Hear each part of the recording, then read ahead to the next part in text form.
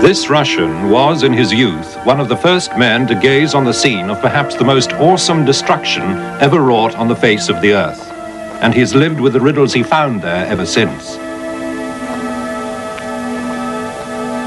50 years ago, he set out by horse and sledge across the frozen wastes of Siberia to investigate the great cataclysm of Tunguska.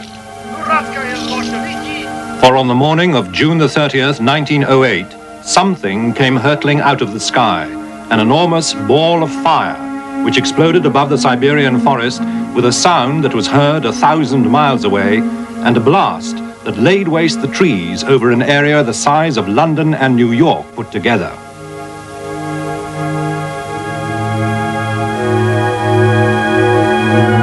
For weeks afterwards, the nights in Europe were almost as bright as day. These pictures were taken after midnight. A lifetime later, the theories still abound about what it was that came out of the sky that June day. Was it a colossal meteorite, a black hole from interstellar space, an atomic bomb, long before such bombs were invented? Could it even have been a spaceship? A mystery from the files of Arthur C. Clarke, author of 2001 and inventor of the communication satellite. Now living in Sri Lanka, he has studied the enigma of the Great Siberian Explosion.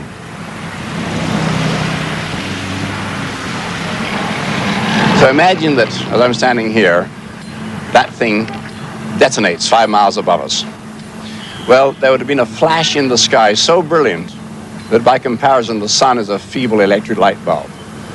The flash of light and heat would have boiled the sea around us and set the city on fire instantly. Then the blast wave, the concussion, you can't use the word sound, it's just a devastating, pulverizing concussion, would have flattened all the buildings, except possibly the one immediately beneath the explosion, which might have stayed upright, as indeed in Hiroshima, buildings directly under the center of detonation remain standing. But what we're talking about now is something 1,000 times more devastating than the first atom bomb in Hiroshima.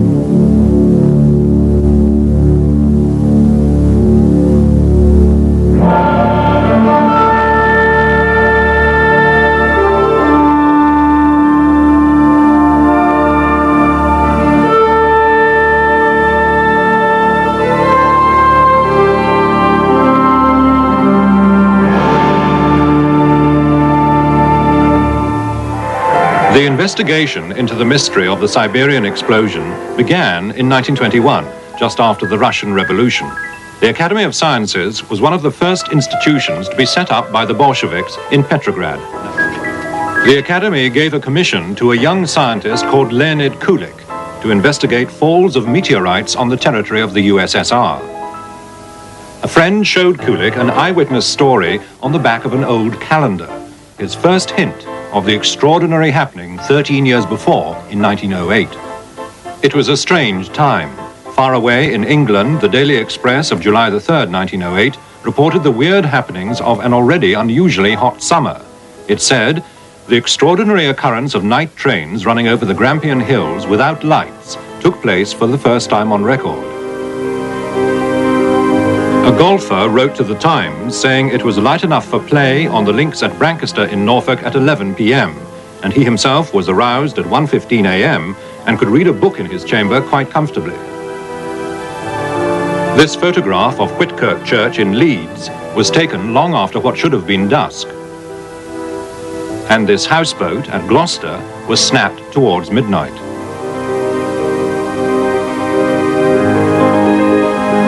What people took to be the Northern Lights lit up the whole east coast. The Royal Meteorological Society reported an extreme shock in southern England, followed by the vibrations of an air blast which travelled twice around the world. Kulik found similar evidence in the local press of Siberia. The Tomsk paper thought a meteor had struck.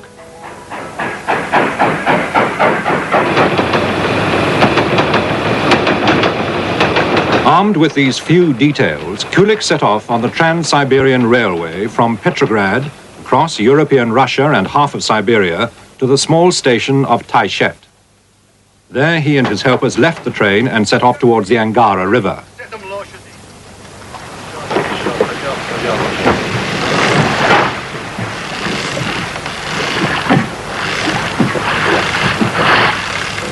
From there on, they had only horse and boat to take them through the ice and snow of the Siberian forest, the taiga. There were endless river crossings, made more hazardous by the spring thaw. Eventually, accompanied by the great Soviet cameraman Strukov, they reached the tiny trading post of Vanavara.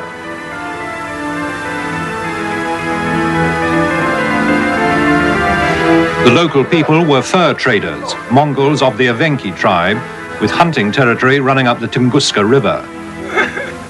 It was now 20 years since they had experienced the extraordinary event of 1908. But as Dr. Krinov recalls, they still had the most vivid memories.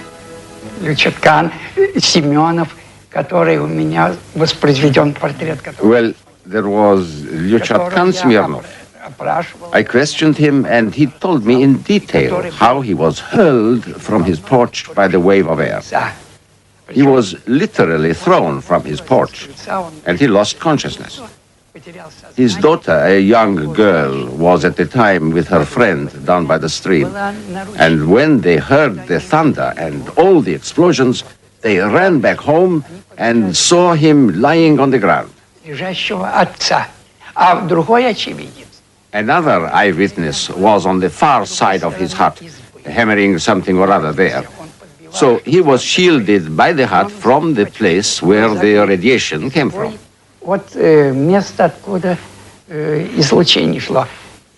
But he felt that his ears had been scorched just as if he had walked into a hot, fiercely heated steam bath. His ears were scorched and he grabbed himself by the ears and ran inside. Well, by that time, everything had already finished.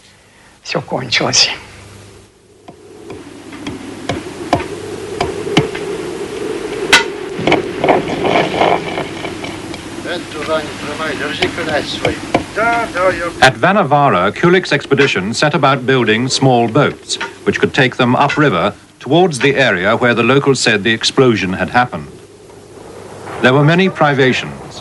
Negotiating the rivers needed all the skills the local porters could muster. At one point, Kulik himself, with Strukov still filming, lost control of his boat and was almost swept away. It was the end of May before they made any significant progress. At one stage, the porters refused to go on towards a place they still viewed with some terror.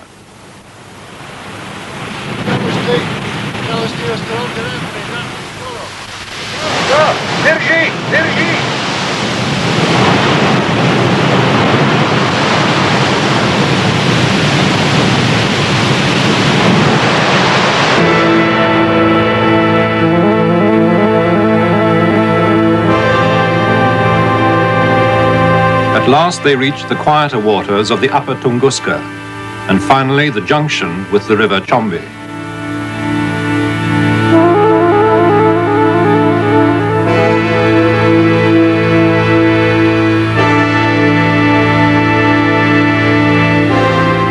From its southern bank they could see that the tops of all the trees had been